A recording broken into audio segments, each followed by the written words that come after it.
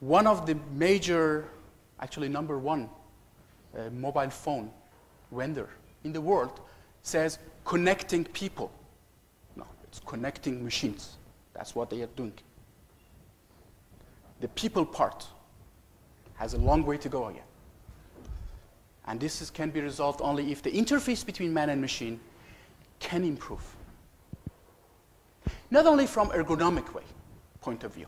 Ergonomics is very important, but not only from that point of view. From a technical point of view. Let me try to provoke you and show you your favorite mobile communication device in a few years. Let's say 2005. You thought it was going to be a watch, right? No, it's not the Dick Tracy watch. This is going to be your, at least in my opinion, your next generation mobile device. What does it have so original? Well, it has displays. The display actually is semi-transparent and it's capable of overlaying, which means that you can see through this, the glasses of your cyber glass, let's call it. It's going to allow you to have some display capabilities, but you can still see through it.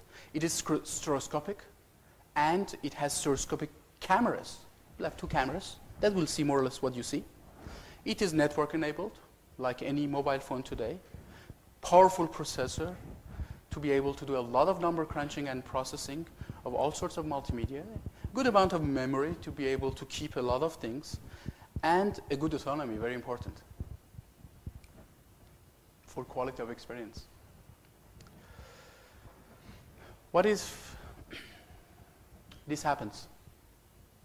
If this happens, no more restrictions on the quality of multimedia content that you will receive in a mobile environment.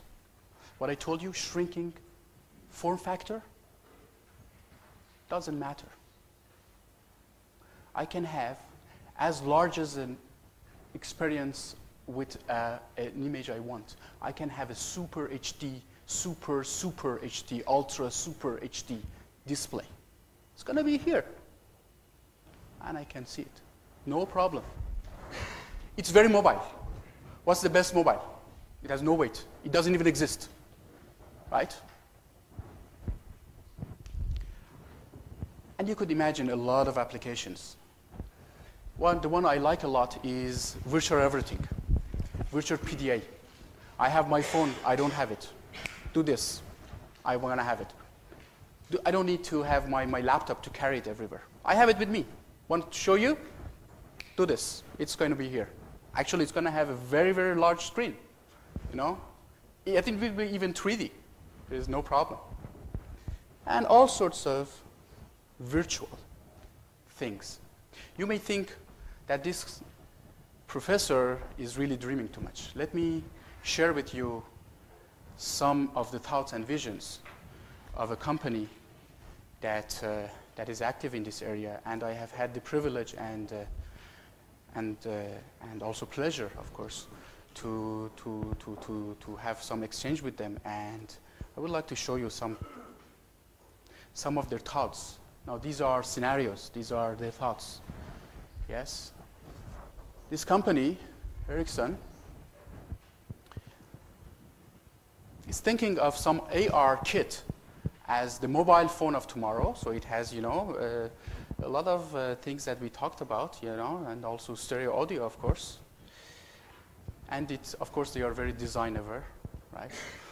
You note the two small cameras here, right, that have been very, very well designed. And then, you know, imagine that you are a tourist and you go to downtown of Stockholm. What a better city than Stockholm. And you put on your glasses. And these glasses are going to immediately give you some information that you would have found otherwise, you know, with some mobile device that you have to, you know, open up. It will even calibrate some, you know, the glasses, because you could immediately sync the camera with what you are seeing, yes. And if you want, you could even add conversation, some even virtual advertisement or virtual information on a wall, like if it were existing. You will have some very nice, displays and so forth. And obviously, if you are interested in going some places, you can know where to go, and this is good for tourists. I know that your country has many tourists, like my country. In Switzerland, actually, there are many tourists. Swiss tourists go outside. Yes, and you could basically go around and have fun, and yes.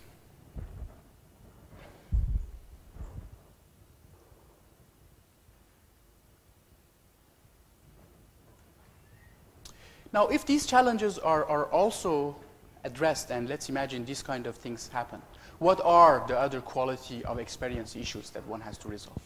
Things that go beyond what we heard today. Things that we heard about were a lot concentrated, of course, on things we can do today, because the majority of the media is the conventional media, voice, speech, audio, and video. But you could think of like quality metrics of stereoscopic images, right? You could get it wrong, actually. Most people get it wrong, right? You wear your glasses, most of the times if you're not careful, you don't get it well. Interactivity, right? If you have virtual and real environments and you have to interact with virtual and real objects, like if you're the same, because yes, you have to have some sort of measure of the quality of this interaction, and also the realism quality metrics. How good and realistic is a virtual object such that I cannot even see the difference with a real object, right? This could be virtual. How to measure that? These are challenges. There are many others. Is that all? No. I would like to bring you a little bit even farther and talk about maybe the day after tomorrow. In fact, such wearable, let's call it, devices are going to allow really the start of some new era where personal communication will be extended to really other modalities than just visual and audio modalities, and will enhance even more the quality of experience.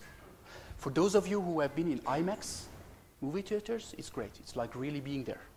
The sound quality is perfect. It's surround sound and everything is perfect. The image is perfect. It covers all the field of your vision. But what is missing is maybe the breeze, maybe the touch, maybe some smell, and so forth. And these other modalities will start little by little appearing. People are working on bio-interfaces, right? To allow that, to trigger your neural network in order to give you the same feelings as if you were smelling a flower that you like, but even maybe condition your emotions. And of course, quality metrics of these other modalities are also needed. But let's talk about these things another time, maybe next year or the year after. Let me just finish here by just telling you that a very interesting person, Mr. Murray Gell-Mann, who is a Nobel Prize, actually happens to be a Nobel Prize, and the founder of Santa Fe Institute.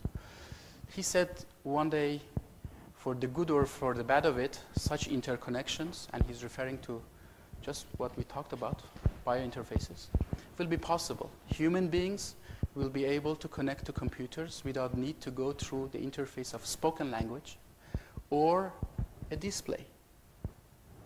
And through these computers to one or more other human beings. There will be a total sharing of thoughts and feelings without any of the limitation of the language.